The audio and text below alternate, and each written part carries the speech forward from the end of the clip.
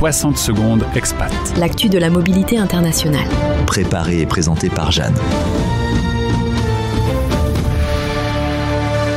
Et si l'excellence académique française se vivait hors de France ? Depuis plusieurs années, les campus français à l'étranger attirent une nouvelle génération d'étudiants en quête de formation exigeante, mais ouverte sur le monde. De Casablanca à Singapour, en passant par Abu Dhabi ou Maurice, ces antennes internationales constituent aujourd'hui une véritable alternative aux grandes écoles situées dans l'Hexagone. De nombreuses institutions françaises de renom ont fait le pari de l'internationalisation. L'ESCP Business School possède des campus à Berlin, Londres, Turin et Madrid. L'EM Normandie est implanté à Oxford. Centrale Supélec est présente à Hyderabad en Inde. Paris Tech développe des partenaires solides en Chine ou au Brésil. Ces établissements proposent des cursus accrédités en France, tout en intégrant des spécificités locales. Résultat, des diplômes reconnus, mais une pédagogie enrichie par l'expérience interculturelle. Ce choix attire de plus en plus de profils variés. Enfants d'expatriés souhaitant poursuivre des études dans un cadre familier, jeunes français avides d'international ou encore étudiants locaux séduits par l'excellence de la formation française. En 2024, plus de 40 000 étudiants étaient inscrits dans un établissement d'enseignement supérieur hors du territoire national, selon les chiffres de Campus France.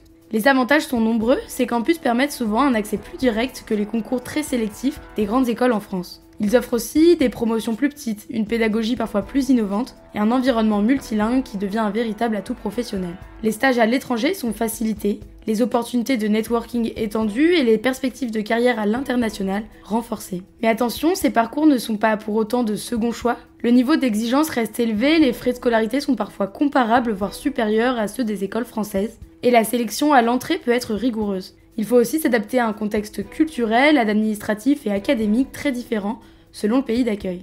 Étudier à Rabat ou à Shanghai, ce n'est pas juste changer de décor. C'est repenser son rapport au monde, à l'apprentissage et à la réussite. Pour les familles, c'est aussi un choix stratégique. Les campus français à l'étranger permettent de concilier continuité éducative et ouverture globale, tout en maintenant un lien fort avec le système académique français. Certains voient même dans ces établissements le futur visage de l'enseignement supérieur francophone, moins centralisé, plus agile et plus international. En résumé, ces campus sont bien plus que des extensions. Ils incarnent une autre manière d'envisager les études supérieures, moins enfermés dans les schémas traditionnels, plus en phase avec un monde en mouvement. Pour celles et ceux qui cherchent l'excellence sans frontières, c'est une voie à considérer sérieusement. Retrouvez 60 secondes expat en podcast sur françaisdanslemonde.fr